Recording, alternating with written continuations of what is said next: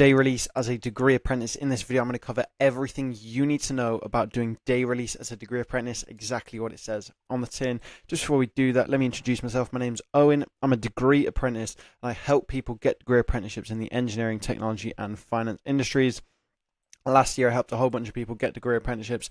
Here are some of the companies: JLR, HSBC, Rolls-Royce, KPMG, Amazon, just to name a few. And I do have a program where I'm going to be helping people who want to start a degree apprenticeship in September 2025. The link will be in the description for that. But without further ado, let's get on with this video. So, a degree apprenticeship, let me just break down what it is. A degree apprenticeship is you're going to be doing a job full-time while studying for degree part-time. Okay, so your degree is all paid for. No debt, you're still getting a degree. It's a really good package. You're doing a job, getting work experience. You can be really employable. It's a very good package.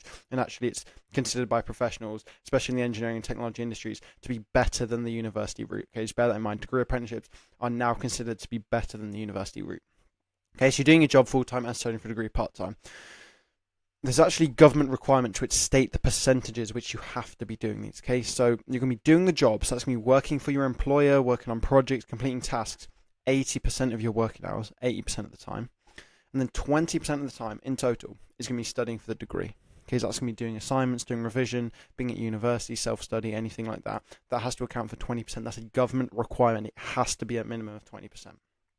Okay, and there's two different ways of doing this. Okay, for degree apprenticeships for this 80-20 split. There's day release and there's block release.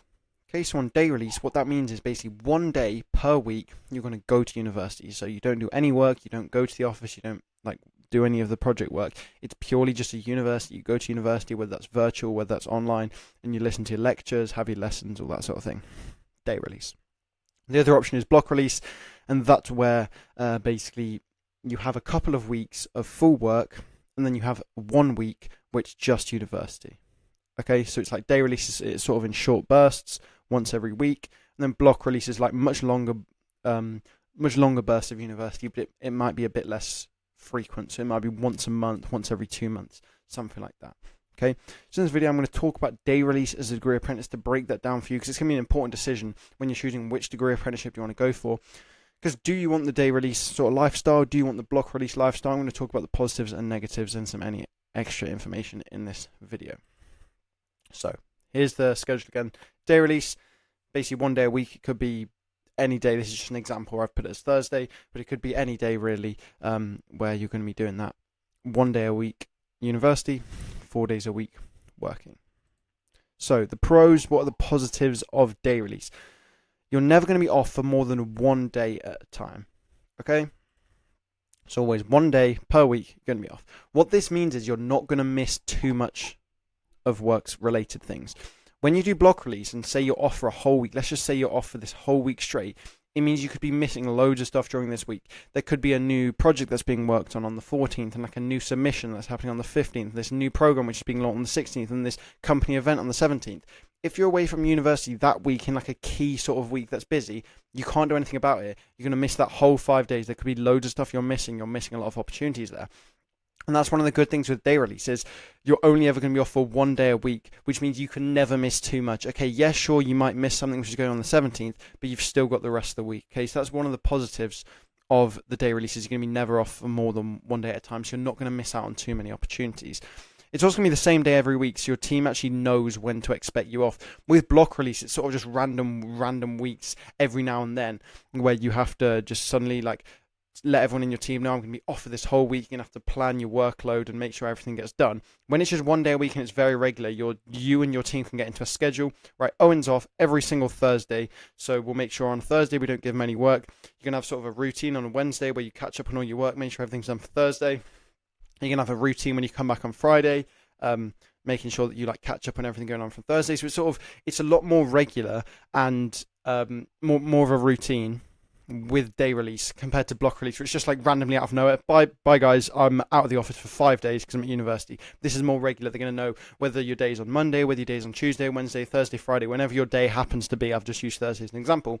Everyone knows that's your schedule. It's always going to be like that. Yep, Owen is off on Thursday. Cool, perfect. Another positive is these days are going to be quite regular because they're once a week, and that actually means you're going to retain more knowledge. Okay, because say you learn some things here on the 3rd, okay, 7 days later, you're back in university having those lectures. They might refer to stuff in the previous lecture, right? But that was only 7 days ago, so you probably remember most of it. So it's like every single week you're going back to it. You're going to be retaining that knowledge.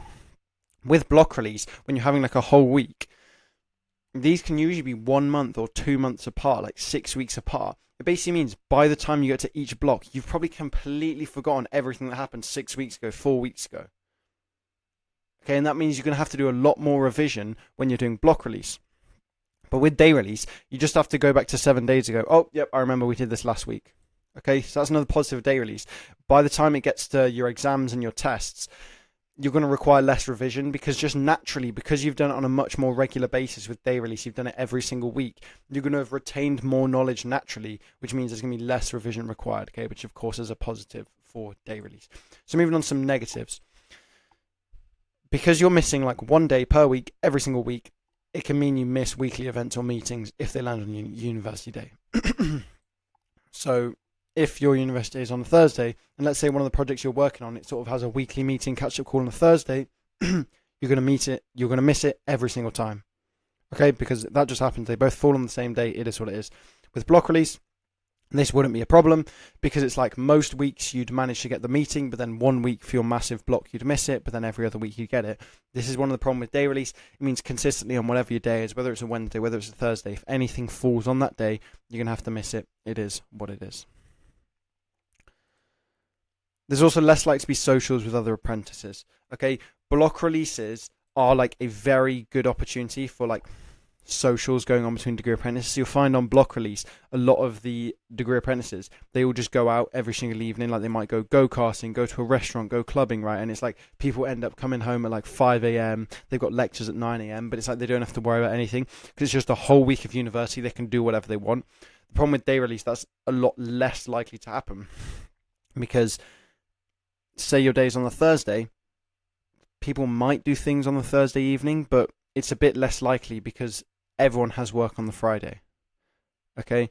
When it's block release, everyone has a whole week. They can do whatever they want, go out, drinks, socialize, whatever. It's a lot less likely on day release. People probably just want to get home because they've got to get ready for work the next day, that sort of thing. So that is one of the negatives of day release, that there's going to be less likely to be social with other apprentices. Of course, it could happen, but it's going to be less likely and less sort of stuff going on than when you're on block release. And then the final negative, it's going to be a lot of travel time and expenses.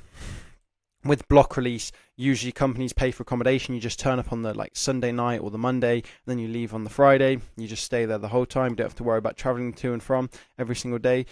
But with day release, it basically means on that day, every single week, you're going to have to travel to the university.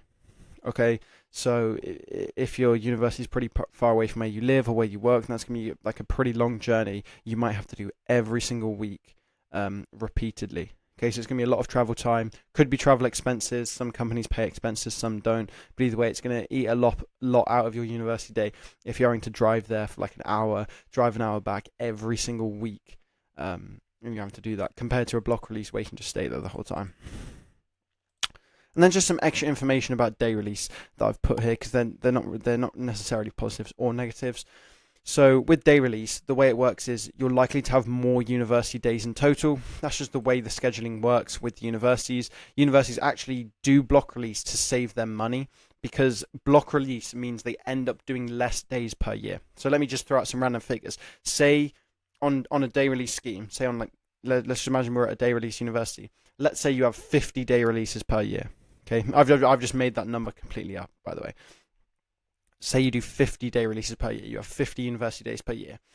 If you went to a different university who was doing the block release equivalent, they might give you 40 days of university per year. Right? Even though it's the exact same course, that's just the way they do it. Day release, they have to do more days of it. Block release, they sort of pack it into less days. 50 days, 40 days, example numbers for you. But what it means is, you have to reach that 20%. Remember that 20% I said earlier? 20% of your time has to be studying, has to be at university, has to be doing the degree.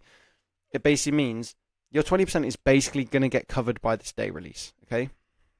But with block release, it's going to be below that 20%, so you're going to have to bump it back up with self-study. Okay, so don't worry if that doesn't make too much sense now. But just here's what I'm saying. With day release, you're going to have more university days in total, therefore it's less self-study. Okay, you have to do less stuff on your own. So it could be a positive or negative. That could be a positive because you're like, right, yep, I have to do less self-study on my own when I'm doing day release. But that could be a negative because you are having to go to university more on a day release scheme than if you are on a block release scheme. Then also the day you're off is likely to change each year. This is just from what I've seen about day releases. Like maybe in year 1 you have it on a Thursday, year 2 you have it on a Wednesday, year 3 you have it on a Friday, year 4 you have it on a Tuesday, something like that. It's just so they can keep the cohorts separate and they have the right staff to do the lecture and all that sort of thing. Could be a positive or negative, but it just means like maybe 1 year, say you get it on a Monday, that's probably not a good day to university because you've just had the weekend. Don't worry, it'll probably just be a year where you have it on a Monday, and then the next time it might be a Tuesday, it might be a Wednesday, it might be a Thursday, whatever. That's usually how they do it. They sort of rotate it on each day per year. Okay, so there you go. That's loads of stuff I've covered about day release. Now that you know what is involved in day release and what the pros and cons, maybe you've got some ideas on whether I'd rather do day release, I'd rather do block release. That's really important to know, because then when it comes to deciding which apprenticeship, which company you want to go with, you can take that into account. So and what you want to do is you want to find out which type each company does, because a lot of companies do different ones. So make sure you look in the job description. You can also find the course on the university's websites. They'll tell you if it's block release or day release. You also ask the question at the end of your interview. I like to do this a lot because a lot of companies didn't mention their job description. I just ask them at the end of the interview when they ask you, do you have any questions for me? Yeah, no problem. I'd ask them, is this block release or day release? And they could tell you. And you can also just email the recruiters at any point saying, oh, is this course block release or day release? And that can factor into your decision whether you want to do that company, whether you want to do that apprenticeship. Because maybe you have a preference for day release after hearing this. Maybe you have a preference for block release after hearing this. Right, okay? So there we go. That's the end of the video. Thanks for watching. Hope that's helped. And just a final plug, if you are interested in starting a degree apprenticeship in September 2025, you want to get my help. We've had some insane results in the program. Program link will be in the description. Go and click that. Thanks for watching. Have a great rest of your day and peace out.